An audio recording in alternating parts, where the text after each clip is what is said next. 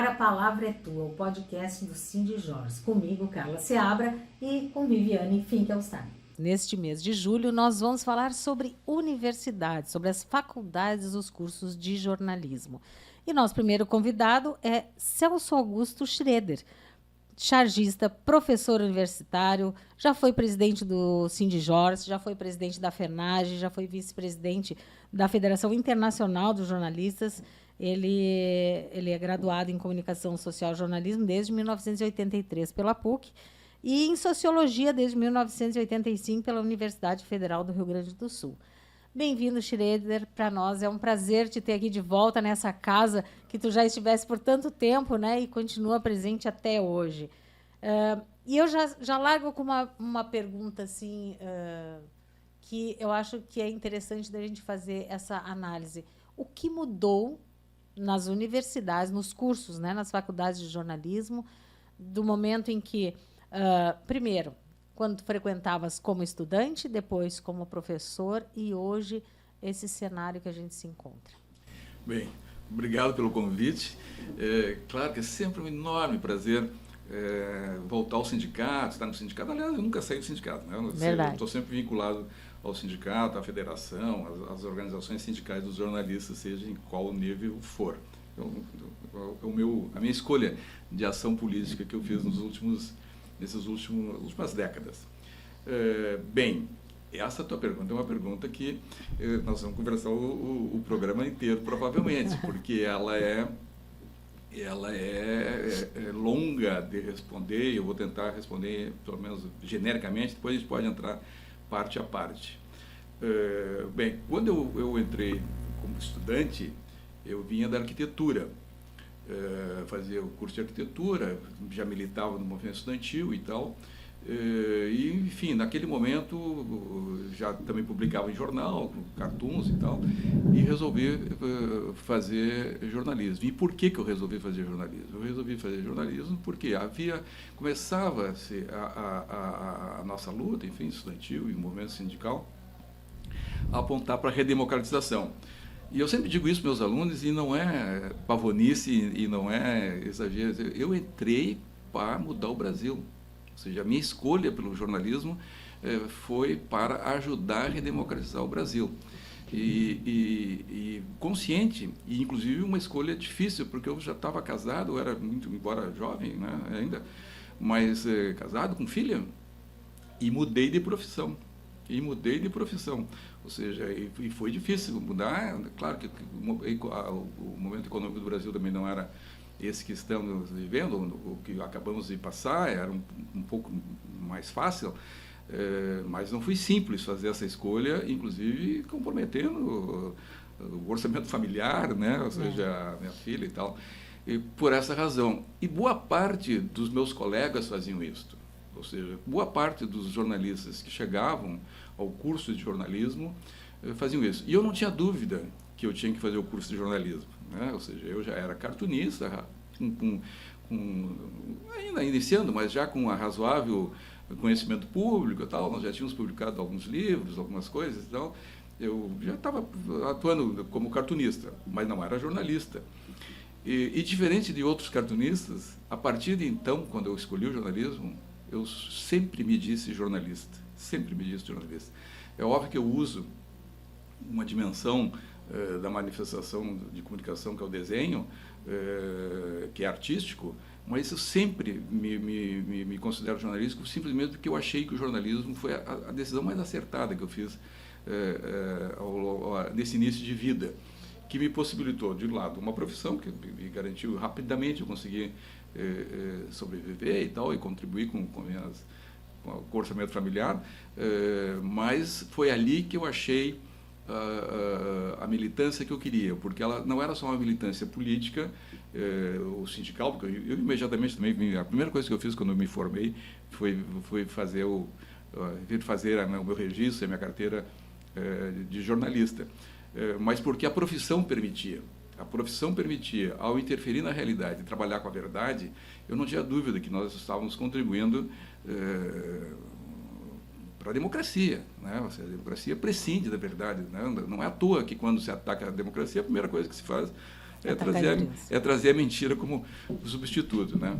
Bem, então, a escolha pela universidade, para mim, não tinha dúvida. Ou seja, eu poderia ter feito o registro e tal, poderia ter exercido a profissão como cartunista, que está contido na nossa lei, que nos regulamenta, né, que, ou seja, tem direito ao registro. Mas eu não tinha dúvida que eu tinha que fazer o curso, né? Porque eu vivia num ambiente universitário, a minha mulher da época era universitária, estava fazendo física na URGS, e, portanto, era um ambiente não só acadêmico, como profundamente acadêmico, ou seja, né, de estudo em casa e tal, e eu não tinha dúvida que eu tinha que fazer essa escolha. Eu estou contando essa minha história porque, de alguma maneira, ela é uma história compartilhada, como eu disse, né?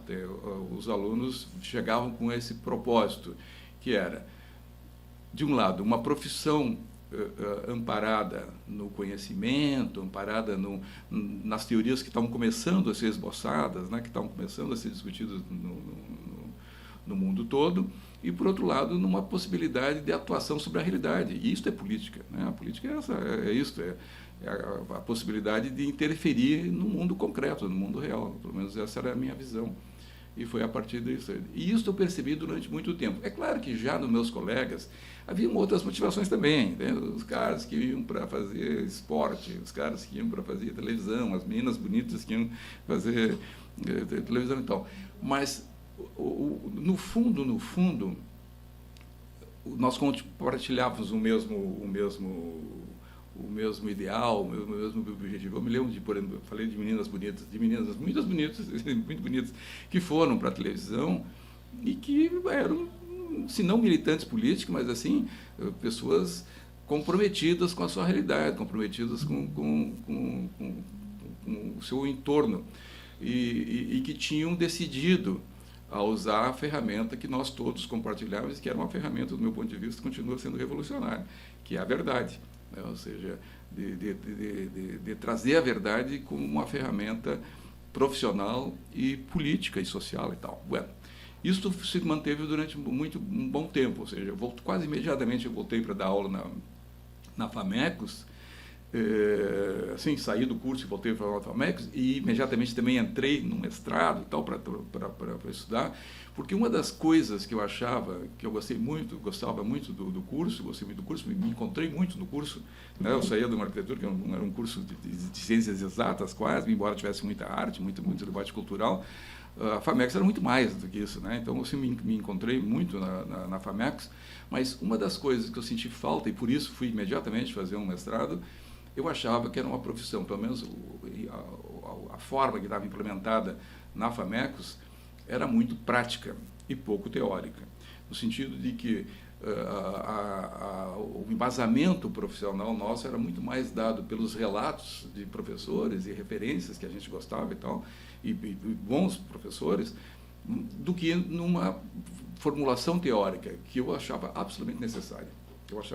Então, embora os cursos o curso não tivesse esse formato, a minha volta para a FAMECOS se deu com esse propósito também. E tive a sorte que, quando eu voltei para a FAMECOS, vários professores que estavam entrando, que eram da minha geração, também tinham essa concepção de que um curso de formação profissional do jornalista precisa ter, de uma maneira equiparada, equivalente, uma sólida formação teórica, com uma técnica aprimorada, ou seja, é preciso saber fazer, eu sempre digo, para ser jornalista é preciso saber fazer televisão, é preciso saber diagramar, é preciso saber escrever, é preciso saber, ou seja, a técnica é indispensável, ou seja, não é assim como um cirurgião precisa saber cortar, o jornalista tem necessidade de aprender técnicas, né?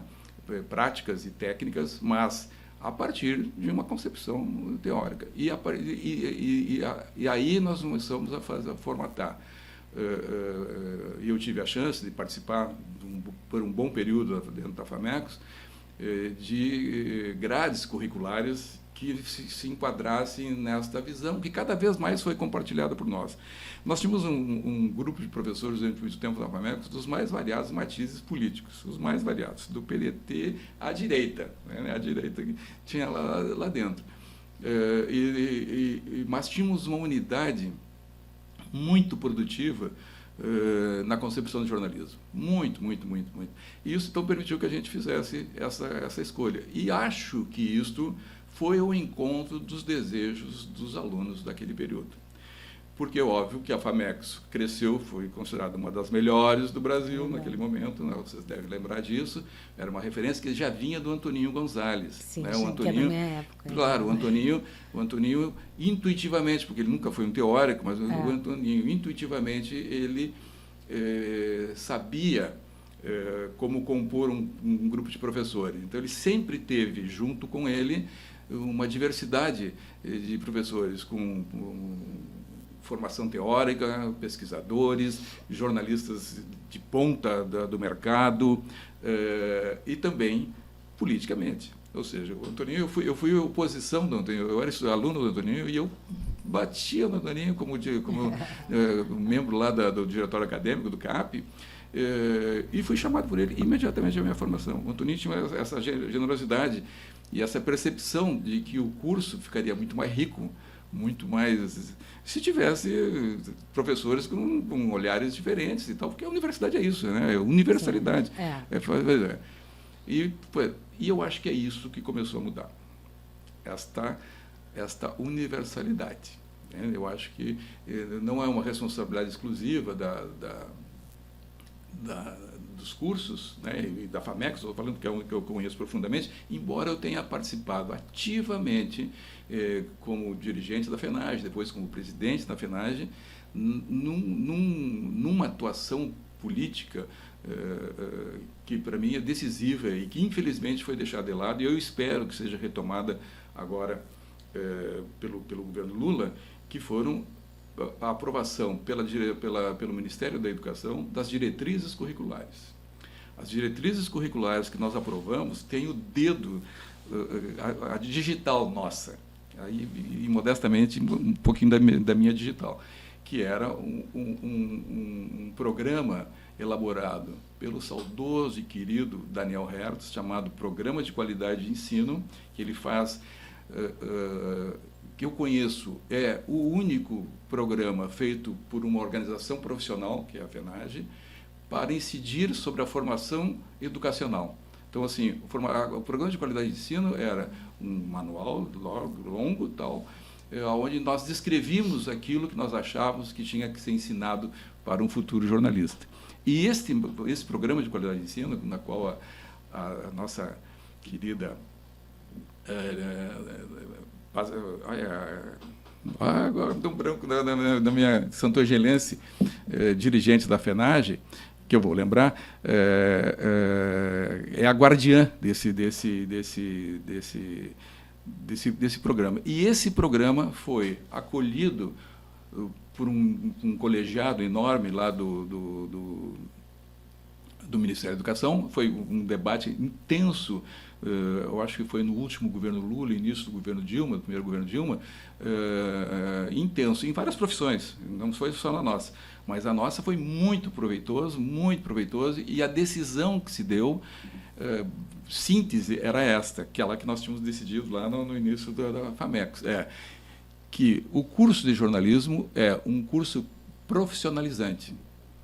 Ele não é um curso que para o livre pensar, né, como pode ser a filosofia, onde pode qualificar pessoas que sejam quais forem, que queiram a teologia, enfim, tem vários desses. Esse não, o curso de jornalismo está decidido nas diretrizes que ele é profissionalizante, ou seja, ele é voltado para produzir profissionais. E isso é uma decisão importantíssima, porque isso não abdica, isso impõe que os currículos tenham aquela ideia inicial nossa lá, que é uma composição entre prática e teoria.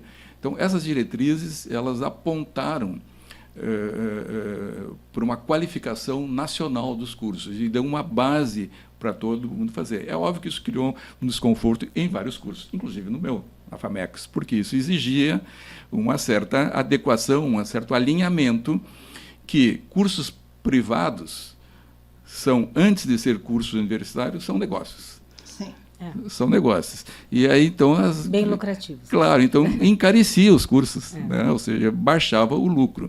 E e combinou, de uma maneira, para azar nosso, combinou com uma ascensão de uma tecnologia, porque nós sempre tivemos, vocês devem lembrar, nós sempre tivemos ataques, por exemplo, à nossa formação profissional, inclusive feita pelos empresários, que é um absurdo. Nos Estados Unidos, os cursos universitários foram criados pelas grandes empresas de comunicação, né? Ou seja, no Brasil, as empresas de comunicação atacavam os cursos de comunicação. Eu não sei por quê, porque barateava a mão de obra. Em vez de ter que treinar a mão de obra, você chegava a treinar a mão de obra especializada. Eu nunca entendi isso, mas eles eram muito contra a nossa formação acadêmica. Nós atacaram, inclusive, a retirada da obrigatoriedade do diploma é oriundo uma pressão das empresas, através da Folha de São Paulo, mas bancada e embasada por todas elas nas suas organizações nacionais. Bueno,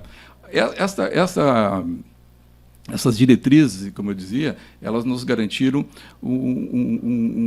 a manutenção desse perfil que a gente estava. Mas sofrimos o ataque naquele momento. Ataque não, ou seja, uma realidade que estava em transformação. Primeiro, vamos dizer, um movimento já histórico das empresas contra. Então, assim, lutando contra a implementação dessas diretrizes, que não tinha nada a ver com elas, porque era sobre a formação profissional de uma categoria profissional, mas as empresas não acolheram.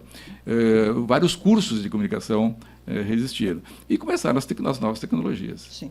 Né, que foi um tiro de canhão na nossa atividade profissional. Né? Ou seja, as novas tecnologias, as redes sociais, elas fizeram aquilo que as empresas não tinham conseguido fazer, que era desorganizar a profissão. E principal, não é a profissão no que diz respeito à atividade legal, nossa, não. Elas atacaram aquilo que a sociedade tinha como razão da existência do jornalismo. Eu sempre digo que o jornalismo não foi inventado nem por jornalistas, nem por empresários de jornalismo. O jornalismo foi inventado a partir de uma pressão da sociedade, que precisava da verdade mediada, garantida por alguma atividade profissional, que enfim, né? Isso tudo desaparece.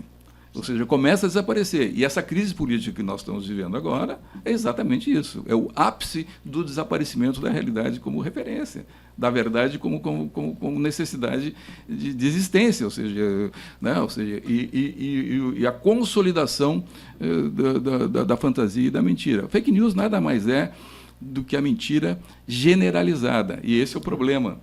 Porque a mentira sempre houve e sempre haverá, e eu nem vejo como puni-la legalmente. Mas quando ela se generaliza, quando ela assume a condição de verdade na nossa sociedade, permeando, por exemplo, a medicina, verdade, como é que as organizações médicas do Brasil, né? Como é que essas organizações médicas do Brasil, no meio da maior crise sanitária e de saúde que o mundo atravessou, podem acolher a tese de um kit Covid? Como é que pode? Isso é um crime, isso é um crime de guerra, isso é equivalente a um crime. 700 mil pessoas morreram, 400 mil em função disso. Então, vejam só que esse desmonte da verdade, ele não é exclusivo do jornalismo. Ele perpassa várias, inclusive a medicina, que era uma referência de standard. Mas no jornalismo ele foi mortal. E, de alguma maneira, é o preço que as empresas pagam, porque quando aparece a internet, as redes sociais, eu sempre disse, aí está um perigo. Ou nós regulamentamos isso, ou nós desaparecemos. Inclusive, eu recordo, como presidente da FENAGE, já fiz várias reuniões com os dirigentes, principalmente os dirigentes da Rede Globo, que eram os maiores e tal, e eu dizia, gente, ou nós nos juntamos e afirmamos o jornalismo como um local onde vai se dar a garantia da esfera pública, a esfera da democracia, etc., ou nós vamos todos desaparecer, e a democracia vai desaparecer, o que é muito pior, né? Não é só nós como profissão. Então, e é o que foi o que nós acabamos vendo, e eu espero que a gente consiga superar isso. Mas então essa combinação, para encerrar, como eu te disse, a resposta era longa, a combinação das tecnologias, de uma mudança que foi entrando por dentro da universidade e do curso de jornalismo, mas da universidade como um todo, onde ela começa a abrir mão da sua condição histórica de cidadela, né? Ou seja, a cidade universitária, não é à toa que é chamada de cidade universitária, onde ela tem autonomia, eu me lembro que quando nós fazíamos os movimentos contra a ditadura, nós ficávamos ali na frente do direito e do RU e ficávamos brigando ali, e quando a polícia nos atacava, nós corríamos para o muro, que é um murinho dessa altura, do lado, pulávamos o muro e estávamos protegidos. Ou seja, a ditadura militar reconhecia a cidadela universitária, né? Ou seja, esse local de conhecimento, esse local histórico que a sociedade escolheu como garantia da transmissão e da produção de conhecimento. Esse local começa a acolher uma outra tese, que é uma tese suicida para a universidade e para os cursos, obviamente, né, do jornalismo, foi fatal, de que, de alguma maneira, esta ideia da formação acadêmica, ela é relativa. Ela é relativa. Ela pode se dar de outras maneiras. Aí, algumas teses, a gamificação, por exemplo, é a mais caricata, mas quem sabe os alunos podem aprender jogando. Quem sabe os alunos podem aprender jogando. Eu sempre disse, bueno, outro joga, eu sempre digo para meus alunos, eu sou um cara que aprendi a ler muito cedo e tal, e descobri depois, velho, que eu tenho um pouco de déficit de atenção. E como é que eu consegui ler? Porque eu me forcei a ler. Sim. Eu, com 9 anos, tinha lido toda a coleção do Monteiro Lobato. E li várias vezes a coleção do Monteiro Lobato depois da minha vida, entende? Por quê? E li, obviamente, porque eu me forcei. Então, ler não é agradável no primeiro momento. Ler é difícil, porque precisa memorar. O melhor é ver, e o melhor é não fazer nada. Claro, o melhor é não fazer nada. Só que tem um custo enorme no não fazer nada, inclusive mental, psicológico, psiquiátrico, então, ou seja, isso incide. Então, as universidades, para agradar e tentar capturar o cliente, porque ela é um negócio, e ela abdica da sua condição de referência histórica universitária, de cidadela do conhecimento, ou seja, relativiza a sua função e começa a assumir uma função de entretenimento, de circo, e aí então os cursos e a cidade universitária começa a se transformar e começa a virar é só a gente visitar, por exemplo, a PUC. As mudanças que ocorreram é o seguinte: puffs vermelhos e amarelos por todos os cantos, grades, balanços, cadeiras de descansar, ping-pong, joguinhos, ou seja, tudo é uma espécie de compensação do difícil que eles vão ter que ir lá fazer, que é ler alguma coisa para adquirir a formação, para se formar. E mais, a universidade, que esse é o grande problema, ela percebe que começa a disputar também por uma escolha universitária que foi feita no Brasil, com cursos, ou supostos cursos, pseudos cursos, que oferecem picaretagens a R$80. Então, tu tem um curso que custa 3, 4 mil reais por mês para garantir professores, etc. E tu tem, do outro lado, um curso que te oferece por R$80. É óbvio que as pessoas sem dinheiro vão fazer os R$80. É óbvio que a formação é completamente diferente, e, inclusive, para descaracterizar isto que estava na origem da universidade, dos cursos que as diretrizes curriculares garantem, que é a formação profissional, começam a desconstituir as profissões. Então, tu não te forma mais jornalista, tu te forma produtor de conteúdo, ou seja lá o que for. E aí começa a ter os homens, e as cadeiras começam a assumir essas coisas de fantasia e tal. Então, por um lado, começam a pegar alunos soltos, assim, que estão passeando, que não sei o que.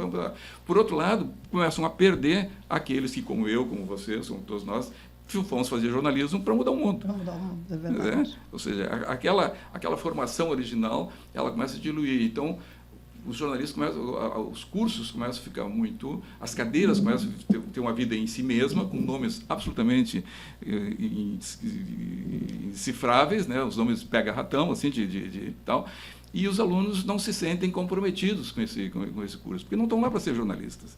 E cada vez mais para eles é mais angustiante e doloroso ser jornalista, porque tu tem que ler, tu tem que saber escrever. Imagina, porque é isso. Se eu posso ser um coach dizendo bobagens Sim, tem cadeiras de empreendedorismo e tem cadeira de branded content. É isso, ou seja, show. É isso, ou seja, então tu começa a disputar. Eu estava vendo esses dias, tem duas moças que foram presas e tal, porque elas estavam humilhando lá uns meninos negros no vídeo. E elas são influencers. Sim. Elas disputam com os jornalistas aquela tarefa histórica que é de mediar a informação. Sim. Duas pessoas absolutamente descomprometidas, moralmente nem vou falar aqui, porque ou seja, de uma imoralidade absoluta, mas descomprometidas assim, com qualquer perspectiva profissional, de verdade, de mediação, de compromisso, seja lá o que for. Não tem a técnica e a ética a estrutural da nossa profissão se foram para o espaço. E os cursos de jornalismo não reivindicam isso. Tá. Não reivindicam.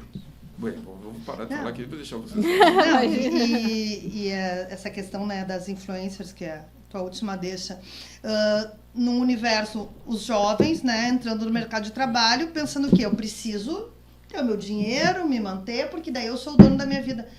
O que elas ganham, né, o que essas pessoas, os influencers hoje em dia ganham, também é uma coisa absurda em relação ao que é o piso da nossa categoria, né? Então elas não têm qualificação, elas não têm compromisso nenhum com a verdade, ética, nada, e elas têm um retorno financeiro que ilude absurdo, né? qualquer jovem, né, que está pensando em entrar no mercado de trabalho. Mas isso nos coloca na nossa grande questão, assim, né, que é a retomada da PEC do diploma, né? Eu fui tua aluna, ainda no final dos anos 90, e nós éramos outros alunos. Tu és de uma geração de outros professores. Eu não vejo hoje esses alunos com o sangue que eu tinha. Eu não vejo, não generalizo, né? Mas eu também vejo muitos professores que eu não entendo bem o que eles estão fazendo ali, porque se a cadeira foi inventada, o profissional acaba sendo, e se eu tivesse sido convidada, eu também estaria lá dando aula, não é um julgamento, mas é que está tudo muito solto, né? A universidade permitiu, não fez nada, que sabemos que não fez nada quando se suspendeu a obrigatoriedade do diploma, os cursos reduziram muitos alunos, consequentemente as universidades privadas ficaram mais caras, elas tiveram que se reinventar, e isso tudo ficou perdido e continua assim, né? E aí o que a gente recebe aqui no sindicato? De repente uma ligação de alguém que já está formado há muito tempo e conseguiu um emprego numa empresa mais séria e não tem nenhum registro profissional porque não sabe nem como isso se faz. Eu me lembro da minha época de estudante que tudo isso a gente sabia, a gente conversava em aula, qual era o papel do sindicato, como é que tu fazia o registro, o quanto tudo isso era importante e tudo isso se perdeu. Queria que tu falasse sobre isso, assim, porque tu ficou, eu fui tua aluno nos anos 90, tu saiu da PUC em que ano? Saí agora. Agora, né? Fevereiro. Então, imagina, tu passou por todas essas mudanças de alunos, eu queria que tu nos dissesse um pouco sobre isso, como é que isso se deu, assim, para ti?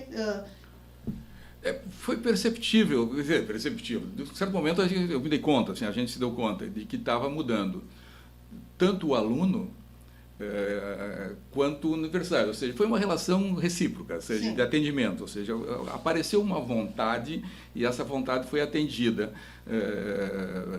pela universidade. Então se percebeu que os alunos que chegavam não chegavam exatamente para fazer jornalismo. Eles não queriam mudar o mundo. Não queriam mudar o mundo. Ou seja, ou mudar o mundo não era exatamente o elemento central das suas preocupações, por várias razões. E a gente precisa compreender também famílias desorganizadas, desestruturadas, a perspectiva profissional lá embaixo, porque as decisões que foram tomadas não foram pequenas, ou seja, a decisão de retirar o obrigatório de diploma feito pelo Gilmar Mendes, atendendo as grandes empresas, foi um tiro no peito dos cursos universitários. Embora não fossem voltadas para isso, foi um tiro no peito. E tu tens razão, a reação dos cursos foi tênue. Na FAMECOS, algumas professoras, me lembro da Cristiane Finger, tal, que era coordenadora, reagindo, etc. E tal, eu e ela, e mais alguns reagindo. Mas, assim, a instituição em silêncio. E a universidade, eu sempre dizia, gente, isso é um tiro no peito do jornalismo. Agora vocês imaginem o resto das outras todas as atividades. Sim. Então, tem razão. Os cursos não atuaram para uma realidade que estava se desenhando, não leram a realidade que estava, leram uma outra realidade. É o que eles implementaram. Então, qual é a realidade que eles leram? Que há uma mudança, essa mudança é inexorável a partir das tecnologias e, portanto, os cursos têm que fazer como fizeram no passado, e que não é bem verdade, como fizeram no passado, adequar-se a essa realidade que eles estão lendo, que não é a minha que eu estou lendo. Por exemplo, a realidade que eu estou lendo é outra. Eu vejo o jornalismo ainda decisivo, porque foi o jornalismo, por exemplo, que fez com que 700 mil pessoas morressem no Brasil e não 2 milhões de pessoas, como aconteceria se não tivesse a Rede Globo anunciando diariamente, com o consórcio de jornais, diariamente o número de mortos e a contaminação do Brasil. Ou seja, se não é o jornalismo reagir, nós estávamos fadados a 2 milhões, eu não estou exagerando, seria 2 milhões de mortos, que é o que estava no horizonte do governo brasileiro. Era isso que estava no horizonte, 2 milhões de mortos no Brasil. Eu me recordo, eu estava dando ética de jornalismo em casa, você apavorado, trancado com meus alunos, era aquele sofrimento diário em plena pandemia,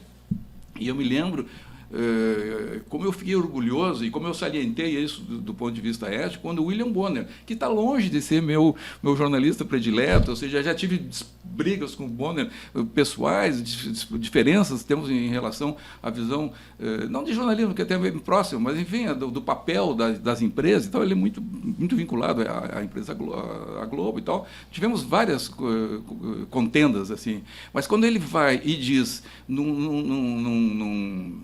num dos jornais nacionais que ele estava exausto, e visivelmente ele estava exausto, né? Ele estava, aí eu senti, me emocionei, eu digo, cara, esse cara está levando o Brasil nas costas, entende? Ele e a menina, mas ele revelou-se cansado porque era tu enfrentar uma decisão governamental que negava um troço que estava matando, chegou a matar 4 mil pessoas por dia no Brasil, né? 4 mil pessoas, esse troço foi um horror. O jornalismo reage. Então, o jornalismo reagiu. O jornalismo reage e garante que a gente saiba a verdade durante um tempo. Sublocada, subnotificada, seja o que for, mas 700 mil mortos é muita gente. Eu sempre digo, 700 mil mortos é muita gente. Alguém tem que pagar por isso. Não é possível. Não é possível que 700 mil brasileiros morram e isso passe. Não é assim. As sociedades reagem. É necessário reagir. Não só pela memória dos mortos ou das famílias, em nome da moral nacional, entende? Nós não precisamos reagir. E para que não se repita, que não se repita. Exatamente. E que a gente se sinta purgado com esse troço. Entende? Eu digo, não é possível a gente normalizar esse troço. E o jornalismo serviu para isso. O jornalismo serviu para isso. O jornalismo serviu, por exemplo, para enfrentar as fake news. Embora ele mentisse muito durante muito tempo, não é verdade. Nós não somos os guardiões e os santos da história, mas os princípios que nós defendemos garantem, o Daniel Herr sempre disse isso, ou seja, o Adelmo Genro Filho sempre dizia, né? Ou seja, a atividade jornalística, embora comprometida com uma dimensão de classe, obviamente, ela surge por causa do capitalismo, ela está aí para garantir a democracia burguesa capitalista, ela serve para transpor isto, porque a verdade é revolucionária. Então, se eu garanto a verdade, ou seja, a atividade jornalística se transforma em revolucionária. Revolucionário no sentido não de petista, ou seja lá o que for, né? De revolucionário no sentido de possibilitar a superação da realidade de uma maneira positiva e não negativa. Entende? Então, esta função do jornalismo está demonstrada. E eu sempre dizia para que era meu ex-aluno também, aliás, o que eu tenho de ex-aluno pelo Brasil e pelo Rio Grande do Sul, me orgulha muito. Mas, eu dizia para o Fabian Shelkoff, que era o meu coordenador, foi meu orientando, foi me orientando. E eu dizia para o Fabian, esses caras, essa situação agora, ela é ótima para o jornalismo. É só nós esperarmos. É só nós brigarmos e nós demonstrarmos o quanto que nós somos necessários. Assim como foi necessário no século XVII fazer o jornalismo, porque era necessário. Porque eu tinha que saber quanto é que vinha mesmo de algodão dos Estados Unidos para a Inglaterra para o preço do algodão ser garantido. Porque se é o comprador do algodão que vai lá olhar e contar, ele vai dizer a partir que veio muito algodão, o preço tem que ser baixo. Se vai ser o outro cara que vai fazer as fazendas, lá os tecidos, vai dizer que não, que o algodão veio muito e vai ter que ser barato. Né? Então, tu precisava, por isso o capitalismo inventou o jornalismo, porque precisava alguém que vivesse daquilo, fosse isento. E fosse isento, isento no sentido que o meu interesse não é aquele, entende? Uhum. Meu interesse não é nem vender algodão ou não vender algodão. Meu interesse é contar com tal. Eu só pago para isso. Vou lá. Essa condição que possibilitou que o jornalismo surgisse e se fortalecesse ao longo desses últimos séculos, está aí de novo. Está aí de novo. Então, é uma leitura equivocada das universidades, é uma leitura equivocada dos cursos de jornalismo, imaginar que eu preciso fazer uma cadeira de game, ou preciso fazer uma cadeira com um nome esquisito, seja lá o que for, para atender um grupo de pessoas que não quer estudar, que não quer ler, que não quer fazer trabalho, que não quer escrever, que poder se interter ali durante um tempo, ou sentar nas cadeiras, nos puffs e nas cadeiras coloridas da universidade, e pagar umas cadeiras, porque sequer termina os cursos. Esse é um problema, a evasão é enorme. Porque, claro, tu entra e começa a fazer e vai embora, vai para outro curso. Porque, enfim, não é a profissão que eu estou buscando, né? É outra coisa. E eu acho que falta também um pouco do estímulo, né? Porque o que eu sinto é que cada vez mais os jovens são menos políticos ou politizados ou têm interesse na política. E a política é ampla. Tu pode ser de direita, pode ser o que tu quiser ser, mas desde que tu tenha um entendimento de como é que as coisas funcionam, né? E um pouco de responsabilidade nossa nisso. Então, se o jornalismo é necessário porque contou essa história que eu estou dizendo, que o quanto que ele é relevante, ele também produziu esse desastre que nós estamos. Ou seja, ao tratar a política como o local do crime, né, ou seja, a Lava Jato foi a expressão disso, ou seja, é ali que os políticos são eles os ladrões, eles são os corruptos. Quando que nós estamos vendo o quanto que a sociedade... Né, ou seja, ao fazer isso, de alguma maneira, construiu-se um ambiente onde o jornalismo é desnecessário. É desnecessário. Porque a cobertura jornalística, eu me lembro, uma das minhas críticas que eu tinha ao Barro Negro, por exemplo. Não, então faz o seguinte, tu bate hoje aqui, tu assopra lá. Não, sou do PDT, sou jornalista. Eu sempre digo o seguinte, o jornalismo permite, quando bem feito, bem praticado, eu sempre dizia para meus alunos o seguinte, eu sou petista, sou colorado e sou cutista. Isso não me impede de fazer jornalismo político, inclusive, ou de fazer jornalismo esportivo, ou de fazer jornalismo, seja o que for. Eu posso ser roqueiro e fazer matérias sobre MPB. Isso o jornalismo nos permite. As técnicas jornalistas nos permitem fazer isso. Nós passamos por um momento agora que não. Os jornalistas passam a ser torcedores. Por quê? Porque as empresas, de alguma maneira, impuseram isso ao fazer escolhas. Então, de alguma maneira, não nós, os jornalistas, porque eu e muitos outros não fizemos isso, mas as empresas jornalísticas, ao atacar a política, eles conseguiram desconstituir, não só nos alunos, os alunos são consequência, as famílias. Sim. As famílias. Né? Eu me recordo que o meu pai, por exemplo, é de nós somos de Santo Ângelo. Eu não sou de Santo Ângelo, eu minto que eu sou de Santo Ângelo, mas eu não sou de Santo Ângelo. Eu fui para lá com um ano e pouco, mas me sinto Santo Angelense. Mas a família do meu pai é conservadora, era conservadora. E a família da mãe era PTB. A família da mãe era PTB.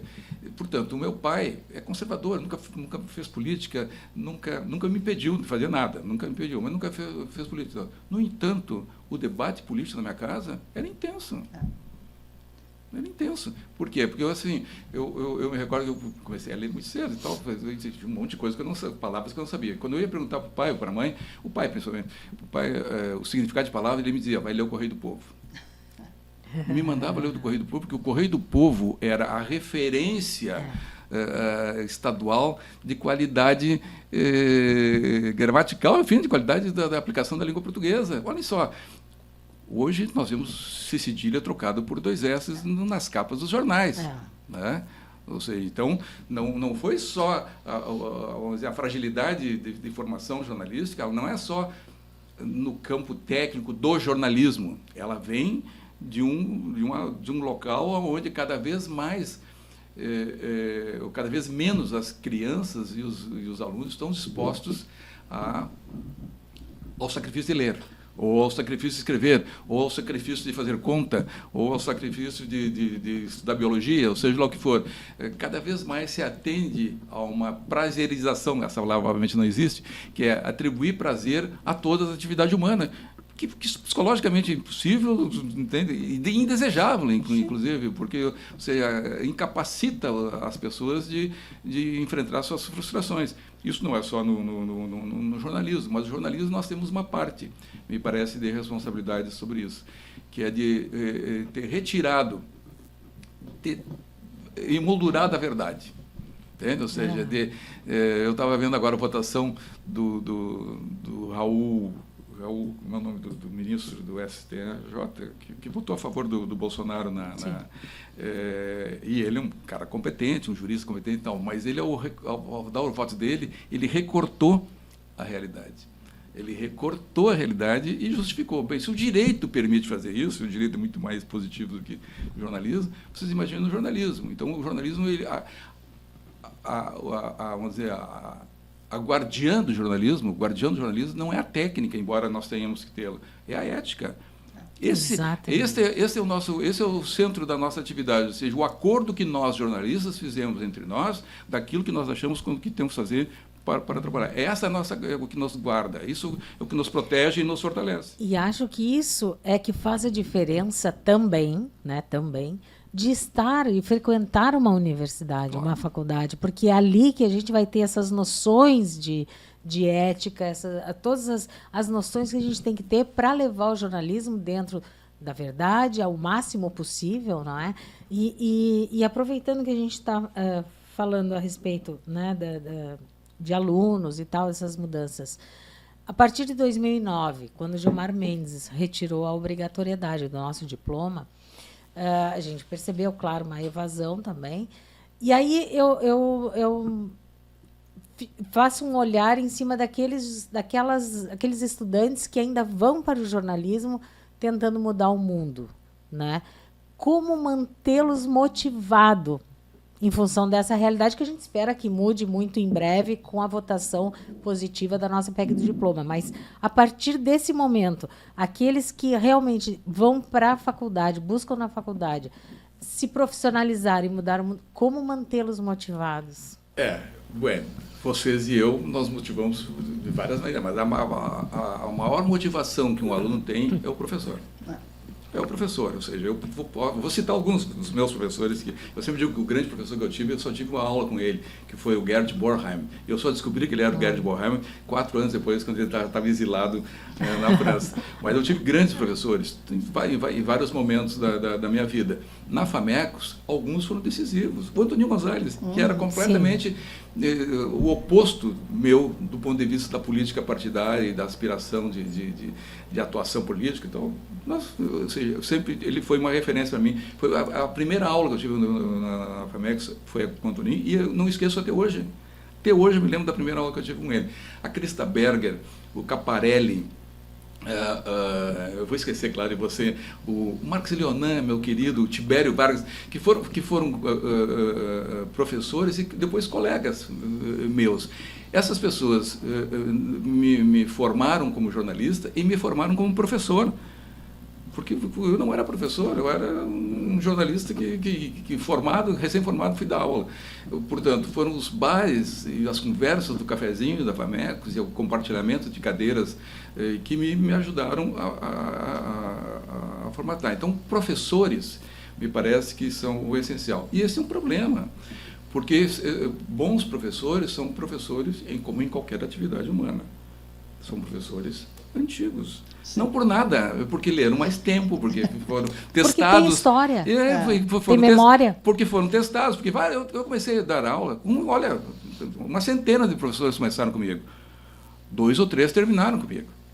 Então, foram sendo testados por várias ações que vão sair. Então, professores antigos, me parece que tu tem que ter, como o Antoninho fazia, o Antoninho garantia uma presença de professores. Todas as grandes universidades, a URGS agora, foi guindada de novo, a 5ª Universidade do Brasil. Vai ver o corpo docente dos professores da URGS, tem obviamente, os concursos vão entrando gente nova e tal, né, com doutorado, formados, etc. Mas o centro, a estrutura da universidade é a estrutura dos professores antigos. Isso vale para qualquer sociedade, das tribos indígenas. Qualquer profissão, qualquer categoria profissional, inclusive. Agora não. Agora não. Nos cursos privados, principalmente, eu falo do que eu conheço, começa na crise econômica que é a falta, porque entra um ciclo vicioso. Falta aluno, o que eu faço? Trago aluno de qualquer lugar. Como é que eu trago aluno de qualquer lugar? Bueno, ofereço um curso que seja tal. Aí os profissionais não vêm, porque por que eu vou fazer um curso que me transforma num influencer, né? Ou seja, influencer eu posso ser em qualquer circunstância, não preciso pagar R$2.000 por mês para ser. Então, a crise de alunos numa espécie de vai e volta, produz o arrefecimento dos cursos que baixam a sua qualificação e retiram, digamos, da formação o que era o motivador. Então, tu tem professores que já não são mais as referências, não são nem referências profissionais e nem referências de pesquisadores, ou seja lá o que for, porque são professores que já estão chegando agora, não é culpa deles, né? E chegam identificados com esse novo mundo, entende? Eu vou ensinar a fazer games. Eu vou ensinar a fazer não sei o quê. Bueno, é isso. E tem gente que quer aprender, óbvio que a gente quer aprender. Jornalistas querem aprender isso? Duvido. Duvido. Por quê? Porque jornalistas são, o William Bonner, que sequer é jornalista formado no jornalismo. Ele tem uma formação, eu acho que de publicidade, uma coisa assim. Bem, mas, enfim, tem uma formação universitária, superior, que seja. Mas tem um comprometimento ético e técnico com o jornalismo. Né? Se tu retirar essa perspectiva, esvazia os cursos de motivação. Tu pega alunos pingados, assim, aqui acolá. Tu não tem a adesão de caras que querem ser os motivadores do mundo, os modificadores do mundo. Me parece que isso é dos grandes problemas nesse momento dos cursos, e essa diluição, né? Essa diluição que é bueno. Em que pese isso, eu preciso registrar a derrota do Gilmar Mendes, ou seja, que retira a obrigatoriedade do diploma. Ela é enfrentada pela FENAGE, pelos seus sindicatos. Sim. E tal. Nós reagimos e conseguimos uma coisa inédita, que é uma aprovação. Vocês devem lembrar, eu já era presidente da FENAGE. Quando nós perdemos o diploma, eu era vice-presidente da FENAGE. Sou responsável, portanto, junto com o Sérgio Murilo, em parte disso. Mas, quando nós recuperamos, ou seja, nós entramos com uma ação, que está a PEC do diploma, que é a decisão de recuperar esse marco brasileiro, que me orgulhou muito. Eu fui presidente da FIGE, fui presidente da FEPALC, aqui da América Latina e Caribe. Uma das coisas que nos distinguia, o Brasil sempre nos distinguiu, era a obrigatoriedade de diploma de formação profissional. Os ingleses nos admiravam. Os espanhóis assim, nós somos a referência de formação profissional para os espanhóis. Digo isso porque são meus companheiros, colegas, compartilhei com eles o tempo todo. Ou seja, o Brasil tinha decidido, por várias motivações e tal, uma forma universal de acesso à profissão. Porque se tem alguma coisa universal, é a universidade. Sim. É a universidade. É a forma, mas são os caras mais aqui em mais bueno, mas é a forma que nós temos aí de selecionar pessoas que têm um mínimo de habilitação. Nem habilidade de habilitação, é de vontade de fazer aquela atividade. Ou seja, o que distingue isso, o que distingue um jornalista é a vontade de fazer aquilo. Depois ele vai adquirir as habilidades, as habilitações. Então, me parece que a leitura que os cursos estão fazendo é uma leitura equivocada. Essa é a grande equívoco, ou seja, de imaginar que a sua crise financeira, oriunda da evasão de alunos, será compensada ao invés de radicalizar a sua função original, que é de formação profissional teórica para aquela atividade, é de esvaziar isso e fazer pessoas com conhecimentos e técnicas diversas que permitem ser influencer. E para ser influencer, tu não precisa fazer um curso universitário de R$2.000 por mês durante 4 anos. Vai investir o teu dinheiro em outra coisa. Me parece que é essa grande impasse que as universidades privadas, principalmente, se colocaram. E os jornais, porque acolheram as redes sociais, num primeiro momento, como se fosse verdade. Quem legitimou e quem legitima até hoje as fake news e das redes sociais são os jornais. Os jornais, que eu digo, o jornalismo de uma maneira geral, o jornalismo radiofônico, televisivo e impresso. Se nós tivéssemos enfrentado isso desde o início, quando nós começamos a perceber a dimensão que era esse mundo faz de conta que vinha junto com as redes sociais, provavelmente não teria sido tão difícil, porque hoje fica difícil fazer a distinção. Porque tu bancou durante um momento e agora tu diz, não, tu é contra a regulação, por exemplo, as grandes empresas são contra as suas regulações, mas são a favor das regulações das grandes empresas de internet. Como assim? É verdade. Por que é o pau que bate em Chico não bate em Francisco. Claro, né? ou seja, então sim, e esse é o problema dela, porque sequer a reivindicação de uma regulação que está cara que tem que ser feita, uma regulação que o mundo todo está fazendo. Sim. A Austrália já fez, a Inglaterra tem que fazer, a França, o Macron vem bancando isso há anos, que é preciso regulamentar essas 2 ou 3 ou 4 empresas mundiais que começaram a produzir a consciência do mundo a partir da mentira. Essa é a mudança que houve. Enquanto o capitalismo original assentou-se sobre a verdade, de verdade ou não, pouco importa. Importa que o princípio estruturante do capitalismo era tanto que o jornalismo passa a ser o seu porta-voz mais eficiente. Esse novo mundo que vem está sentado sobre a mentira. E isso é fantasia. Isso é a Idade Média, entende? Isso nos encaminha para um retrocesso histórico que eu espero que não aconteça. Eu provavelmente não verei, mas, né, a gente não pode nunca esquecer que a Idade Média veio depois da Antiguidade. A Antiguidade e a Grécia com a sua filosofia e a Roma com a sua engenharia e a sua capacidade administrativa, o seu direito, enfim, uma produção intelectual inédita até hoje no mundo. Pois depois desse momento de apogeu da humanidade, veio a Idade Média. Então, assim, nós não estamos livres disso. E me parece que uma das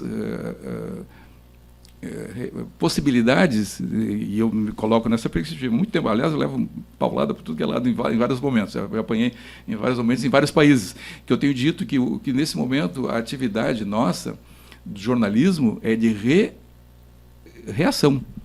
Eu, que fui sempre um revolucionário e não um reacionário, me proponho na perspectiva de reativo, ou seja, nós precisamos resistir a esta onda irracional que assola a humanidade. E o jornalismo tem um papel muito grande. Eu sempre digo, eu não vou me pautar, até porque eu não defendo o jornalismo partidário, seja o que for. Eu sempre brinco com meus alunos, eu não lerei nunca um jornal, lerei, mas nunca lerei como jornal um panfleto petista. Sim. Ou um panfleto cutista, sim, ou um panfleto... Não lerei, ou seja, eu sempre me informei, quando eu fui presidente do Sindicato dos Jornalistas, eu ia para as negociações, e eram negociações duras naquele momento, deve ser ainda hoje. A gente está em plena... Eu ia para as negociações e, assim, acordamos aqui dentro, mas eu, particularmente, que eu era um neófito, eu comecei substituindo a velhinha Expolidória, assim, de uma hora para outra, eu era vice, daqui a pouco eu era presidente, e eu me lembro que nas primeiras negociações, eu lia a Gazeta Mercantil, para fazer negociação com os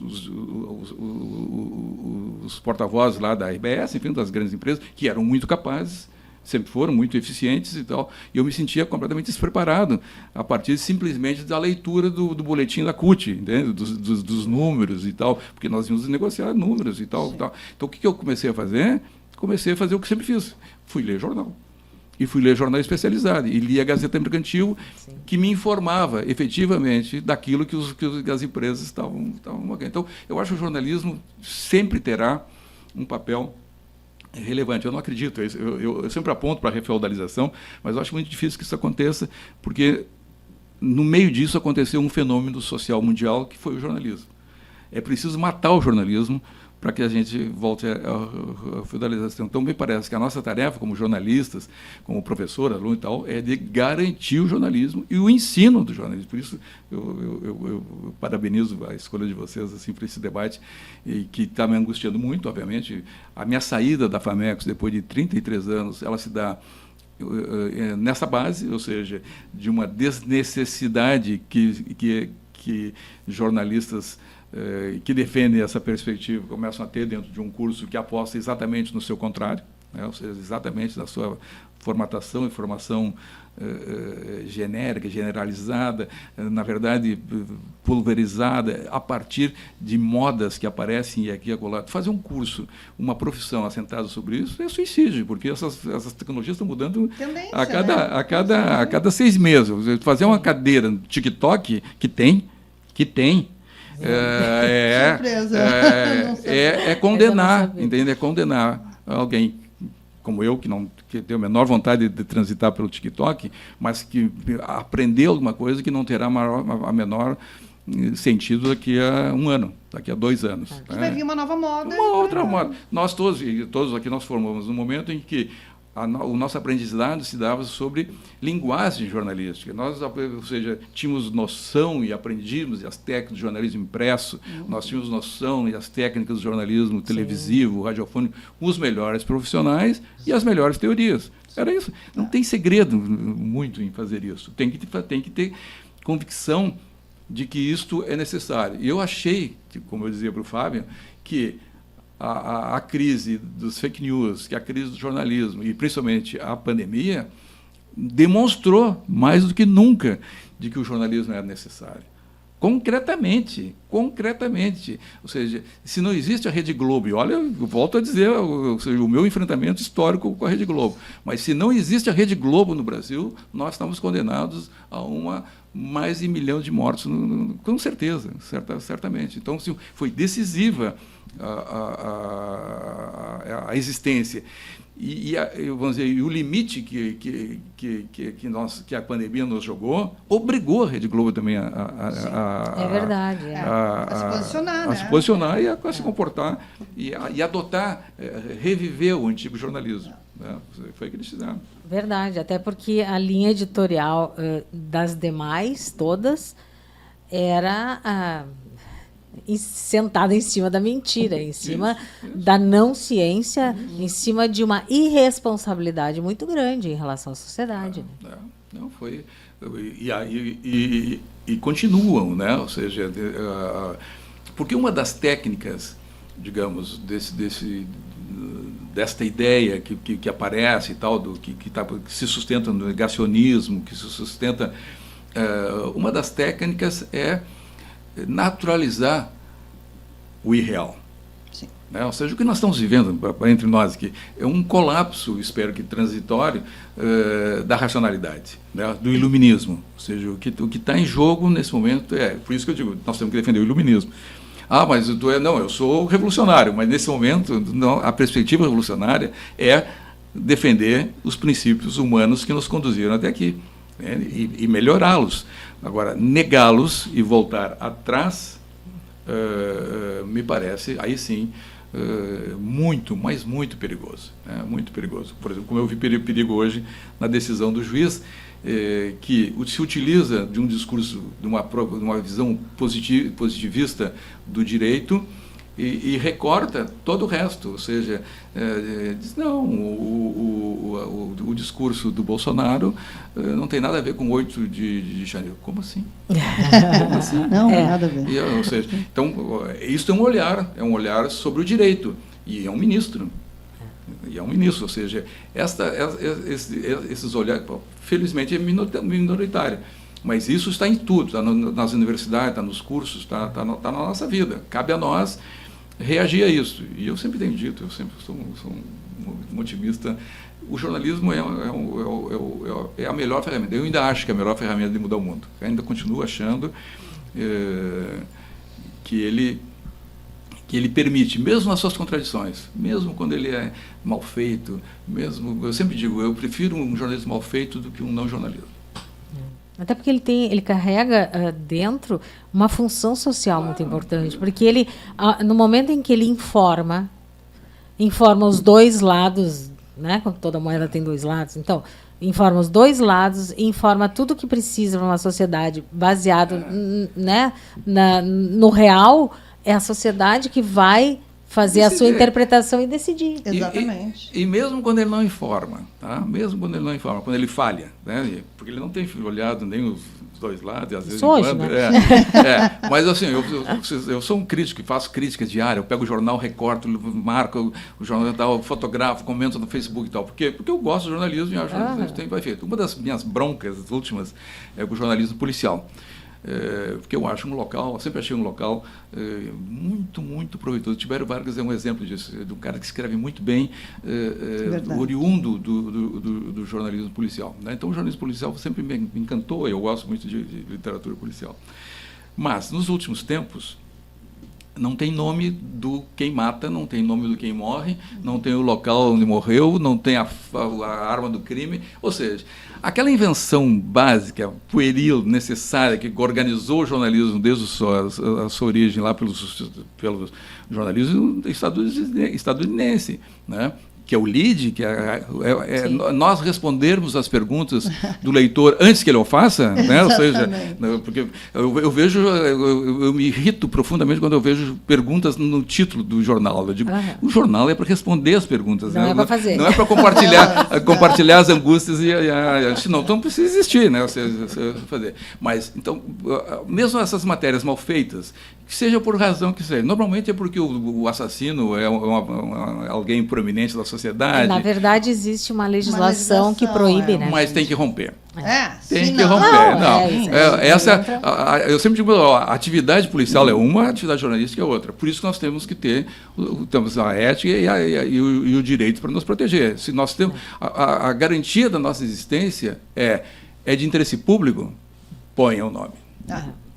Tem que botar o nome. Aí depois tu vai responder e tal, se for o caso, etc. E tal. Claro que é um risco sempre, né? Sempre. Por isso que essa decisão do que é público e do que é privado, os jornalistas não podem ter dúvida sobre isso. Isso só se estuda numa universidade. Exatamente. Profundamente, né? Profundamente. Exatamente. Ou seja, até onde eu posso ir, o que eu não posso dizer. O que é de interesse público tem que ser revelado. O Greenwald, quando vai se defender na Vaza Jato, eu me orgulhei muito quando ele inicia a sua defesa. Ele é norte-americano, ele não está pautado pelas nossas regras aqui, o Código de Ética dos Jornalistas Brasileiros, ele está lá pelos jornalistas, mas ele inicia a sua defesa lá na Câmara dos Deputados, citando o artigo dos jornalistas do nosso Código de Ética, em que diz que o interesse público, ou seja, uma notícia de interesse público e torná-la público é obrigação do jornalista, não é opção.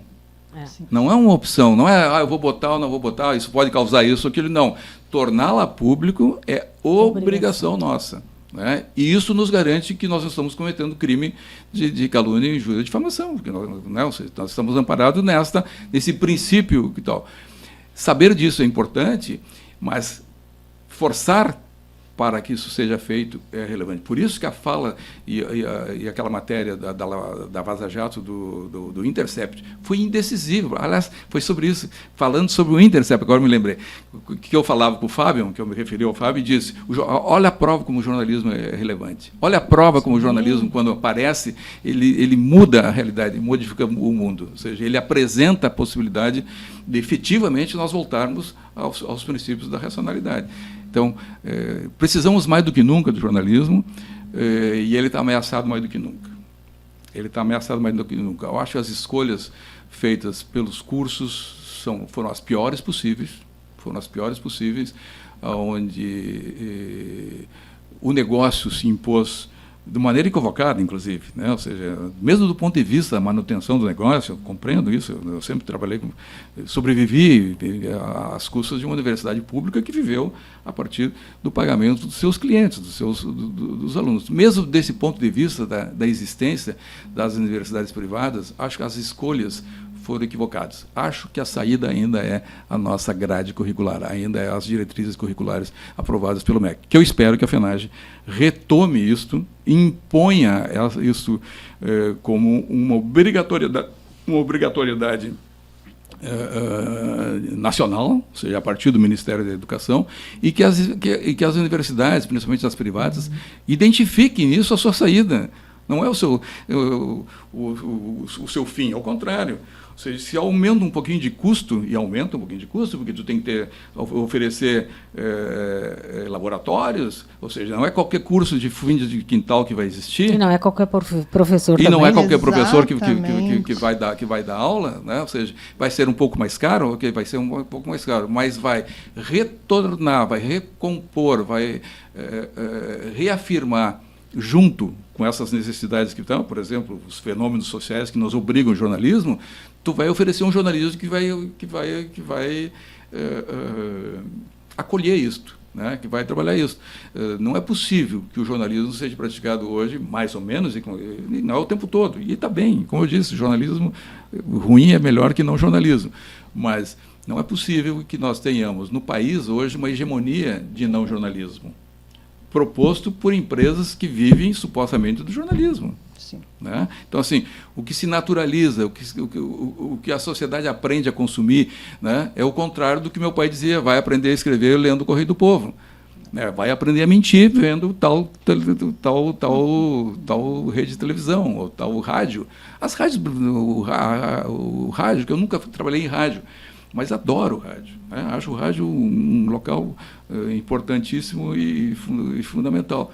As rádios se transformaram em palanques políticos partidários dos mais de baixo nível, assim. Que eu não digo, por quê? Porque praticado por seja, jornalistas. Tá interesses. Não, e quem está fazendo ali não tem nada a ver com jornalismo. Não tem nada, formação nenhuma. A última coisa que a gente pode chamar muitos programas é de programa jornalístico. Nós abdicamos em vários. Desculpa, nós abdicamos em vários. Só para uma deles, por exemplo, o esporte. O esporte, que eu sou um consumidor de esporte, nós delegamos o esporte para ser feito por entretenimento, tratado como entretenimento. Ok, o jogo de futebol é entretenimento, mas cobertura do jogo de futebol é jornalismo, entende? Nós não podemos abrir mão disso. Desculpa. E acho que é um pouquinho de cada uma dessas citações. As figuras que hoje as empresas procuram para colocar nesses locais, às vezes a gente fica pensando o que estão fazendo ali, efetivamente, né? Porque estão banalizando tudo aquilo. Uma vez me chamou a atenção assim, o famoso correspondente Ipiranga. E aí, assim, cada dia estava sendo apresentado por uma pessoa, né? E eu me lembro que a primeira coisa que eu fazia quando eu era estudante de comunicação, eu acordava, ouvia o correspondente Ipiranga, ouvia o da Guaíba, era Renner, né? E eu me lembro de estagiária fazer na época da máquina de escrever, claro, né? E fazia lá, e fazia a rádio escuta. Mas tu já ouvia aquela voz e tu sabia que era aquela pessoa e tinha todo, né, toda uma construção no esporte, tudo. Hoje em dia ficou tudo... Parece que tudo é uma sala, assim, o esporte eu vejo muito assim, é a sala da minha casa, os meus amigos, daqui a pouco tem piadas internas rodando. Conversas, né? E aí tu não entende, né? E ficou tudo muito banalizado. Mas se tu pegar, tu tem razão, mas assim, se tu pegar a Globo News, tá? Que para mim, eu assisto a Globo News. Eu assisto bastante. Bastante ela agora, principalmente nesses últimos tempos, a partir da pandemia, ou seja, aquela CPI. Todo mundo voltou a assistir a Globo. A cobertura que a Globo News da pandemia foi decisiva, né? Foi importantíssimo, que demonstrou o papel do jornalismo. Mas a Globo News inseriu, né, um troço que é o famoso tiro no pé, que é: eu preciso, no final do programa, eu preciso fazer uma coisa leve. Então, fazer uma coisa leve é eu contar que o meu gato está comendo não sei o quê. Então, passou a ser costume, a partir de um certo momento, e às vezes em quando no meio do jornalismo. No meio do jornalismo, a vontade que tu faz em casa, que tu faz e tal, e que está bem, que eventualmente aqui a colar, dependendo do programa, aqui a colar. Mas quando ele passa a fazer parte do jornalismo, ele tira a seriedade que qualquer atividade humana, para criar credibilidade, precisa ter. Eu adoro e certamente tenho amigos médicos, piadistas e tal. Agora, se o médico, eu vou aliás, eu fui num médico em que nós passamos falando de sintonia política, ele me conhecia e tal, sabia me conhecia de algum lugar. Ele chegava lá e era uma conversa fiada sobre política e sobre tal. Eu não fui mais. Porque falar sobre política e sobre jornalismo, eu faço em outro momento. Agora, se eu vou num médico, eu quero que o médico me atenda, né? Então, ou seja, o jornalismo, para cumprir sua função efetiva, ele precisa ter credibilidade e precisa ter figuras, assim como eu tenho que ter o médico fulano e tal, que é o especialista em tal doença e eu vou lá porque eu sei que ele vai me ajudar e tal, assim como o cara aquele é o cara que sabe tudo sobre o cometa, não sei o que, então, portanto, ele é o astrônomo que eu vou entrevistar e tal, nós temos que ter um jornalista que era isso, entende? Figuras, o Lauro Hagman, entende? Eu preciso ter o Lauro Hagman, eu preciso ter algumas pessoas que eu escute e acredito nela. Ou seja, posso não concordar, pode ser contra mim, pode ser tal, mas eu acredito nela, porque ela está dizendo a verdade. Qual é a verdade que ela está dizendo? A verdade jornalística, a verdade testemunhada. Nós não estamos falando de verdade religiosa, teológica ou filosófica. Isso não, nós estamos falando de verdades compartilhadas, que poderão ser desmentidas dali para frente. Não é verdade. O Drauzio Varela, esses dias, deu uma entrevista, não sei se vocês viram, uma entrevista muito legal. Ele deu várias. Ele fez 80 anos e deu várias. Uma que eu gostei muito foi ele deu para o Roberto Dávila. Que ele começa falando sobre a pandemia, e ele criticando, obviamente, o governo anterior, ele vai dizer, não, eu fui um que, a partir da minha posição de, enfim, de médico, pesquisador, professor e tal, que eu fazia, eu achei que a pandemia no início não seria tão contaminante, né? Inclusive, diz ele, reproduzindo posições e artigos estrangeiros e tal, que a máscara era desnecessária. Ele disse, no início eu fiz isso, mas em seguida... Né? Sim. E eu me lembrei que eu também, eu vi um argentino, no início da pandemia, eu vi um médico argentino, passado pelos setores que eu confio, lá da Argentina e tal, e ele dizia isso. E eu, no primeiro momento, eu comecei a reproduzir isso. Mas, obviamente, em seguida, nós começamos a reagir a isso. E reagir a isso como? Porque, de alguma maneira, com todos os seus defeitos, e o jornalismo tem inúmeros, podemos passar o dia inteiro aqui falando dos defeitos do jornalismo, mas ele permite ele é permeável à verdade. Então, porque as verdades não são absolutas. E ela parece... Não, mas elas também não são tão relativas. Essa é a questão. É muito tênue, né? Não ser absoluta e não ser relativa. Mas é que a verdade que eu estou falando é a verdade jornalística. Sim. E a verdade jornalística qual é? O fato ocorreu. Sim. Como é que eu sei que o fato ocorreu? Fulano disse isso, fulano disse isso. Bem, como é que ele ocorreu? Bueno, aí já tem um pouquinho de diferença. Por que ele ocorreu? Aí tem uma diferença. Bem, essas diferenças apresentadas permite que eu, tu, todos nós formulemos uma opinião. Sim. Então, qual é a opinião formada no mundo rapidamente sobre a pandemia? E tinha uma pandemia. Essa é a primeira decisão. Tem uma pandemia. Não tem uma pandemia, diz o nosso presidente. Bueno, se impôs, tinha uma pandemia. Ela é mortal, ela é tal. Bueno, isso foi se impondo. Foi se impondo, mesmo com as relativizações, as contradições que apareciam, negando, os negacionistas e tal, foi se impondo. Por quê? Era uma verdade jornalística. Foi uma verdade, era uma verdade. A vacina é a salvação do mundo? Não, a vacina é incólume, ou seja, ela... Não, óbvio que não. Mas ela te transforma em jacaré? Óbvio que não. Sim. Então, essas coisas todas foram sendo... o mundo, nós começamos a modular isso e a sociedade brasileira formulou uma opinião. Né? E essa opinião foi decisiva para que o país não entrasse num quadro que podia ser muito pior. Muito pior. Muito pior. Muito pior. Bom... Eu acho que para a gente finalizar, porque poderíamos ficar aqui, obviamente, o dia todo. Nós podemos fazer uma série com o Schroeder, né? Com tantas histórias, né? Mas, assim, para finalizar, nós gostaríamos que tu falasse um pouco sobre a questão... Tu, que já foi presidente do sindicato, atua, né, até hoje em N funções que se relacionam ao nosso posicionamento enquanto sindicalistas, né, na busca... da nossa profissão e de tudo que a gente precisa ainda avançar. O que tu acha que a gente pode fazer para tentar aproximar? Porque cada vez mais os estudantes estão mais distantes dos sindicatos. Cada vez mais as empresas contratam esses jovens jornalistas e dizem, não, tu não negocia com o sindicato, negocia comigo. Vai lá e não faz a tua contribuição sindical. Não precisa. Então, assim, onde é que a gente... E aí somos nós de novo, né? Nós todos jornalistas. Onde é que a gente perdeu essa mão? Porque a primeira coisa que tu fez foi sindicalizar. A primeira coisa que eu fiz, né, a Carla fez quando a gente se formou, a gente veio sindicalizar. E num determinado momento será só o fato de que o diploma não é mais exigido? Ou tu acha que alguma coisa a gente também se perdeu? Porque... Esse é mais um programa. Por isso que eu falei na série. Não, eu acho que são múltiplas razões, e das quais eu sofri algumas já, e outras vocês estão sofrendo, que estão na linha de frente do sindicato agora. Um ataque sistemático à atividade política, um ataque sistemático e pressão imoral quase das empresas sobre sindicalizados, e a criminalização dos sindicalizados. Eu sempre trago meus exemplos, me desculpe.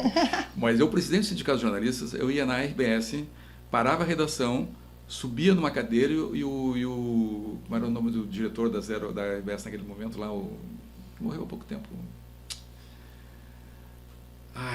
Eu agora fiquei com o Lauro Agman na cabeça. Não, o Lauro era Da Zero? Felberg. O Felberg.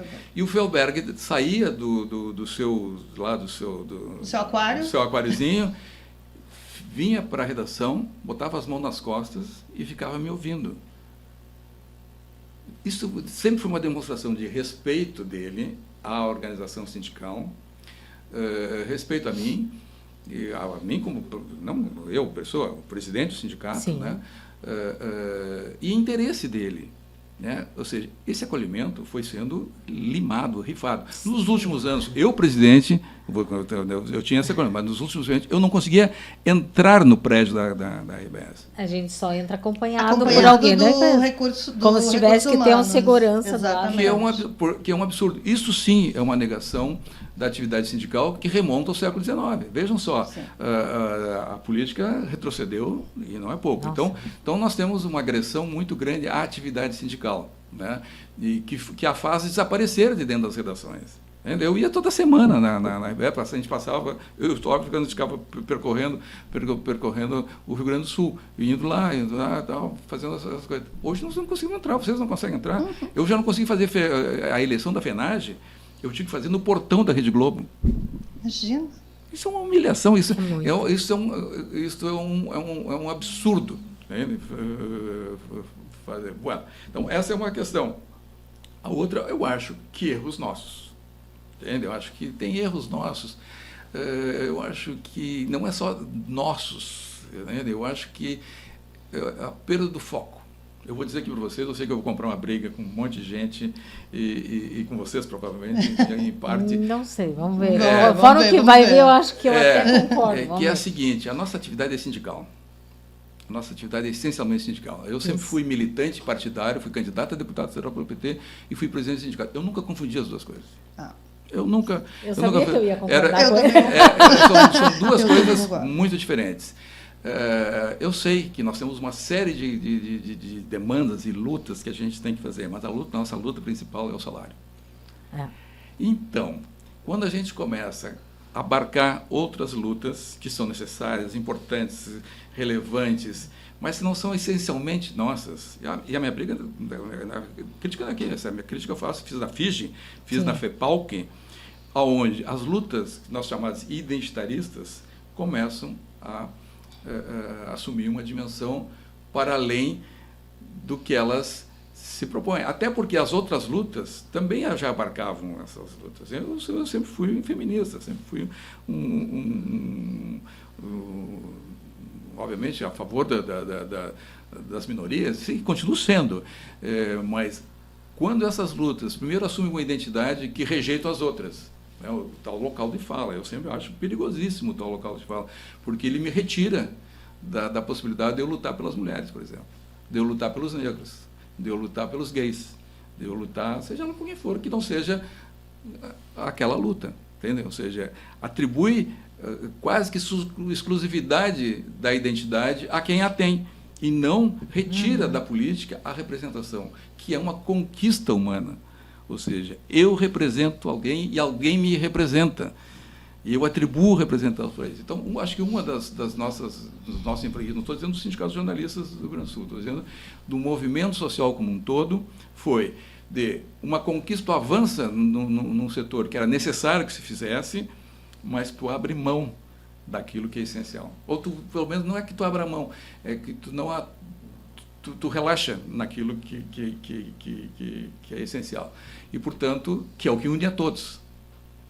Verdade. É o que une a todos, porque o resto não une a todos. Cada parte une alguma coisa, entende? Sim. A luta das mulheres une as mulheres, a luta dos gays une os gays, diz respeito a todos nós, e eu defendo e tal. Mas ela diz respeito, obviamente, e de uma maneira muito forte, a quem tem a identidade. A única luta que representa a todos é a luta sindical. São os nossos direitos. São os nossos direitos. É a luta sindical dos jornalistas, a luta ou a política partidária. Eu também continuo. E que não se confunde as duas. Sim. E que não se confunde as duas também, porque um dos erros, não foi o caso dos jornalistas sindicatos. Os jornalistas têm um grande mérito. Nós conseguimos, e esse grupo, que de alguma maneira está no centro do poder dos jornalistas brasileiros até agora, e que de alguma maneira reverbera também por aqui, que nos unifica, nós conseguimos, de uma maneira inédita, eu tenho muito orgulho disso, de afastar a política partidária. Isso não impediu que eu, por exemplo, concorresse a deputado federal pelo PT. Isso, sim. E era... Daqui para fora, cada um tem a sua vida, nós temos o nosso emprego, nós temos... Então, isso permitiu, em nível nacional, e aqui que nós conseguimos uma unidade muito grande. E contra uma pressão que é um interesse contrário ao nosso, e que também é ilegítimo, né? Ou seja, quando nós brigamos com os patrões, e com os donos, não é porque eles são do mal, não, é porque os interesses deles são contrários aos nossos. Eles querem nos pagar menos do que nós merecemos, e nós queremos ganhar mais do que eles nos pagam. É isso. Isso é legítimo, essas duas reivindicações, essas duas posições, e nós temos que ficar fortes o suficiente para que consigamos retirar o nosso, porque eles não darão para nós. Eles só nos darão se nós pressionarmos fazer isso. Nós temos que ter claro. Aí isso chama-se luta de classes, né? Não é uma luta de fuzil na rua, não. Essas contraposições de ideias, que são legítimos. Quando eu entendi, foi Daniel Hertz que me deixou claro isso, quando eu entendi que as aspirações patronais eram legítimas, isso mudou a minha posição. Ou seja, não diluiu não arrefeceu o meu olhar, tal, mas me fez eu tornar complexa a luta. A luta é complexa, a luta não é simples. A luta não é simplesmente pegar e pegar a bandeira e ir lá na frente, embora tenha que pegar a bandeira e ir lá na frente. Tem que fazer tudo o que tem que se fazer e tal. Então, vou dizer assim, se a gente pode se atribuir um grau de responsabilidade, do meu ponto de vista, eu sei que vou levar, como eu disse, para o lado de tudo que é lado, mas acho que é uma certa flexibilização no que é central. E eu digo que isso não é do Sindicato de Jornalistas, isso não é sequer da Federação de Jornalistas, é a minha posição na FIGE, é a minha posição na FEPALC, é a minha posição e tal. Em que pese que as mulheres, obviamente, precisavam assumir a sua dimensão, porque 70% da profissão é feminina. Então, assumirem, como vocês fizeram aqui, né, na FENAGE, em vários lugares, as mulheres assumirem esse local era indispensável. O que eu só digo é que as lutas específicas têm que ser específicas. Ou seja, o que nos unifica todos nós somos trabalhadores. Nós vendemos a nossa força de trabalho. E esse pagamento pela nossa força de trabalho tem que ser o maior possível que nós conseguimos arrancar. E esses interesses contrários nossos são contrários aos nossos. Compreendendo isso, entende? Tem pontos de contato, tem contato, óbvio assim, nós já fizemos junto, por exemplo, eu fiz com a Rede Globo, iniciamos, depois eles foram embora, a Conferência Nacional de Comunicação, fizemos uma conferência, por quê? Porque naquele momento a defesa da comunicação nacional se impunha. Bueno, fechamos o acordo e tal, temos uma possibilidade. Mas naquilo que é essencial, somos contrários. Por isso existe o sindicato. O sindicato é a compreensão, é a nossa razão, claro, é a compreensão de que nós temos um princípio norteador, que é, nós vendemos a nossa força de trabalho. Mas nós não somos mais operários, porque mudou o capitalismo, porque o capitalismo... Não, nós continuamos vendendo a força de trabalho. Seja da maneira que for. Nós somos trabalhadores como qualquer outro. Ou seja, tu pode vender da melhor e da pior maneira. Da pior maneira é como nós estamos vendendo agora. Sem relação de trabalho constituído, sem carteira do trabalho. É a pior maneira. Foi decidido isso em 2016, ok, né? Perdemos naquele momento. A realidade se impôs sobre nós e impôs uma reforma trabalhista perversa que nos impôs derrotas muito, muito graves. Bueno, então, encerrando para te responder. Acho que nós temos um grau mínimo, mas não podemos ignorar de responsabilidade, e temos uma agressão sobre a profissão de vários locais, né? Ou seja, tecnológico das grandes empresas, econômicos a partir das grandes, essas plataformas que vieram avassalando de maneira avassaladora sobre, inclusive, as empresas brasileiras, né, de comunicação, na qual a ação que nós estamos fazendo, que a FENAGE está propondo, que não se confunde exatamente com a lei da fake news, porque ali tem um jabuti enorme que passa recursos para a Rede Globo, mas que de alguma maneira, a nossa proposta é muito melhor, que eu não tinha falado sobre ela, se tu me permite, que é de a gente fazer uma taxação sobre o ganho dessas big techs no Brasil e constituir um fundo nacional, que esse fundo financie a atividade jornalística, da Rede Globo inclusive, mas também dos jornalistas, individualmente, como pessoas físicas, né? Isso é necessário. Se a gente conseguir fazer isso, eu acho que a gente consegue reverter um pouco a miserabilidade a qual nós somos obrigados. E o que, obviamente, também afastou muitos jornalistas, porque ou pretendentes a jornalistas e tal, que viram, ao longo desses últimos anos, crescer a tese de que salve-se quem puder. Sim, nós tivemos muitos colegas jornalistas que migraram para a influência digital porque dava muito mais dinheiro. Não, e aí cada um faz, né, a sobrevivência, eu acho, é defensável e tal. O que a gente não pode fazer, me parece, parece que a nossa tarefa mínima é de garantir uma identidade profissional. Ou seja, tu pode estar onde tu estiver, fazendo o que tu estiver, seja jornalista. Seja jornalista. E o que é ser jornalista? Pegue essas técnicas que estão dadas, que tu aprendeu na universidade, e pegue esse código de ética que está aqui e aplique. Se tu fizer isso, está garantido como jornalista. Isso nós temos, e será melhor para ti, e será melhor para a sociedade, e será melhor para o jornalista. Se a gente conseguir fazer isso, né, eu acho que a gente conseguiria, de alguma maneira, enfrentar isso que foi avassalador desses últimos anos. A pandemia serviu para zerar tudo. Foi horroroso para tudo, foi uma tragédia e tal, mas ela trouxe, junto com a ascensão autoritária da política, mostrou o Intercept e a Rede Globo, para pegar dois contrários, né, um com a Vaza Jato e o outro com a cobertura da pandemia, demonstraram o quanto que o jornalismo é atualmente necessário e o quanto que ele pode ser bem feito. Para ser bem feito, precisa ter bons jornalistas. Para ter bons jornalistas, tem que ter bons cursos de formação.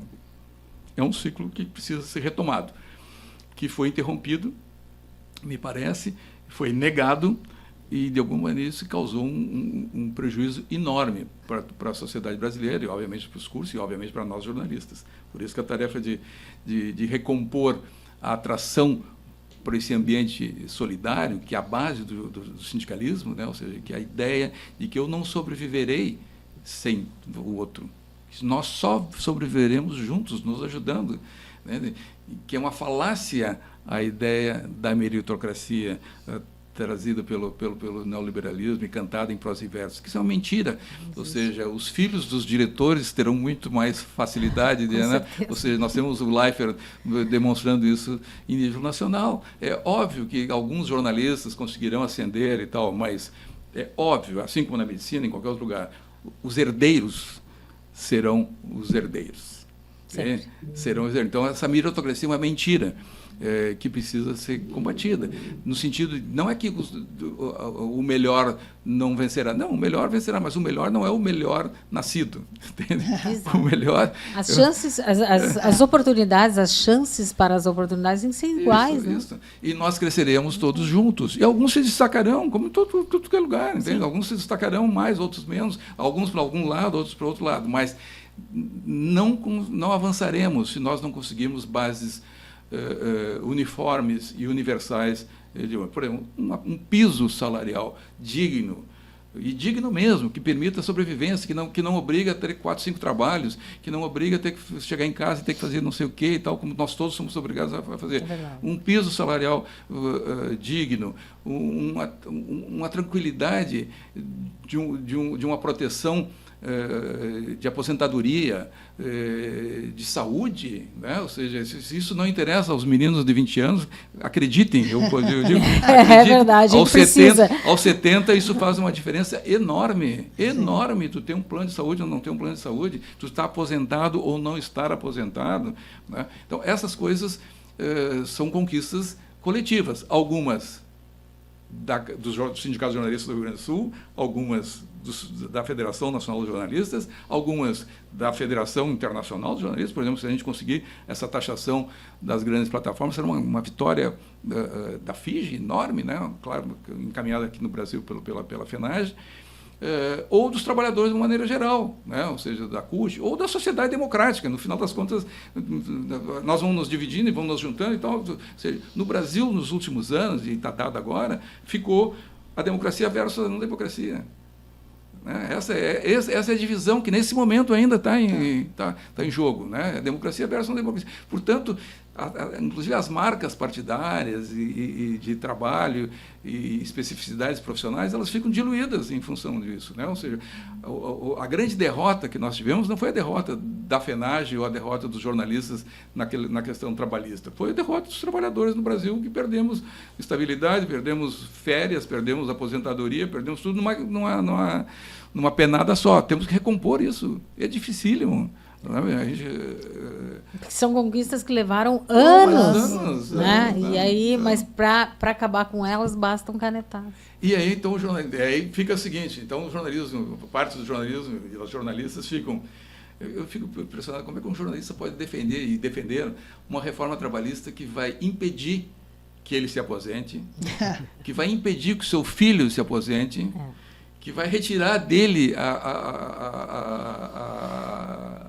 a saúde. Como é que é possível fazer isso? Em nome de quê tu vai fazer isso? Mas fizeram, de alguma maneira, que é o emprego emergencial, o salário emergencial, é compreensível até, né? Ou seja, aquilo que te sustenta no final do dia se impôs. E aí tem duas maneiras de tu garantir isso, né? Ou seja, que eu sempre digo, jornalistas, quando eu dava cadeira de ética, eu dizia para os meus alunos, professor, mas lá no meu jornal, porque vários deles já trabalhavam, lá no meu jornal tal, se impõe, não tem como eu exigir trabalhar 5 horas, porque está no nosso código de ética, trabalhar mais de 5 horas é antiético. Trabalhar mais de 5 horas não é um problema meu. É um problema de vocês, porque eu tiro a função do outro. Eu dizia, gente, vocês podem fazer o que fizerem e tal, em nome da defesa da vida de vocês e dos filhos de vocês. Isso é compreensível. Né? Quando vem dizer, o fulano de tal foi torturado e revelou e tal. Eu digo, bem, gente, estou torturado, sabe? Como é que vai exigir de um torturado que não revele e tal coisa? Então, as situações se impõem. Mas o que eu sempre digo para os meus alunos, então tá, já que trabalhar, façam. Agora, façam com os dentes serrilhados. Façam mostrando cara feia. Façam demonstrando que vocês não aderiram. E não aderiram, porque tem vários jornalistas que, para sobreviver, inclusive psicologicamente, acabam aderindo a teses que são contra eles. Entende? Essa tese, por exemplo, de uma reforma que vai impedir que ele se aposente. Né? Então, façam isso em alguns momentos. Façam. Obrigados. Como que eu sempre, aquele grande filme que é a Escolha de Sofia, né, nos demonstra isso. Por que acontece com a Sofia, né, que ela tem que escolher qual é o filho que ela deixa para matar, e ela escolhe, e ela não sobrevive a isso. Ela não sobrevive àquela escolha. Aquela escolha a mata no final, ela se mata, porque ela não consegue sobreviver a essa decisão que não era dela, que era do algoz. Eu sempre digo, os algozes decidem por nós, entende? Eu acho que era eu não me lembro se era o Mário Lago, que se atirava quando iam prender ele, porque era do Partido Comunista, né, grande ator, Mário Lago. O Mário Lago se atirava no chão e disse, me leve, eu não vou caminhando. Entende? Vocês estão me levando preso? Me levem preso. Então, se atirava e tal, e levava, não sei se era o Mário Lago, se era alguém, mas alguma faz parte da mitologia política brasileira, da história. É isso, ou seja, se impõe. Não vamos aderir ao que nos prejudica. Não vamos aderir. E o que nos protege sempre é o coletivo. Nós somos os animais mais frágeis da Terra. Não temos unhas, não temos garras, não temos dentes, não temos sequer pelo. Como é que nós assumimos o topo da cadeia alimentar? Porque nós nos organizamos. Nós vencemos as alcatéia dos lobos, nós vencemos o tigre de sabre lá no Paleolítico, coletivamente. Nós somos fadados, condenados a viver coletivamente. Não sobreviveremos se não for coletivamente. E a forma coletiva no mundo do trabalho é o sindicato. Então, não fazê-lo, me parece uma estupidez que nós temos que, pelo menos, alertar. É isso, meu Deus. Depois desta aula, é verdade. Só nos resta agradecer muito e deixar o convite aberto para umas próximas oportunidades para a gente conversar sobre diversos assuntos que foram levantados aqui hoje. Muito obrigado, Shirley. Muito obrigada. De verdade, eu agradeço o convite, a possibilidade de refletir, porque quando a gente fala sobre alguma coisa, quando dá aula, quando a gente reflete, quando conversa, quando a gente está refletindo sobre isso. Então, a chance que vocês me deram de refletir de novo sobre algumas coisas que se impõem, né? Rever algumas coisas, inclusive, que a gente precisa em tal momento, é um grande prazer. Parabenizar vocês de novo. Acho que o trabalho não é simples. Vocês pegaram o pior momento. Eu digo isso porque eu passei, inclusive, momentos da ditadura militar. Não há momento político pior do que nós acabamos de passar e que ainda estamos ameaçados. O movimento sindical está destroçado, e, portanto, recompor esse movimento não é simples, requer boa vontade, generosidade, disposição, E por isso eu parabenizo vocês, parabenizo a direção do sindicato, da qual eu tenho a maior e absoluta confiança. Quando eu vejo a ação do sindicato, sempre me sinto representado. Sempre mesmo, não é exagero e não é, enfim, puxação de saco. É verdade. O movimento sindical... Eu tenho certeza que a gente pode agradecer em nome da nossa presidenta, Laura Santos Rocha. Querida Laura também, ex-aluna, né? E que assumiu num momento difícil, né? Eu acompanhei e acompanho. Então, assim, obrigado. E me chamem quando precisarem. Chamaremos, com certeza. Para isso ou para qualquer outra coisa. Né? Porque, claro, a gente vai ficando velho e também vai ficando em casa vendo TV e vendo livro. Né? Então, eu preciso ser convocado. Eu venho. Pode deixar. E não é exibimento, e não é nem arrogância. Não, é que é preguiça mesmo. É velhice. Obrigado, chamaremos. Obrigado.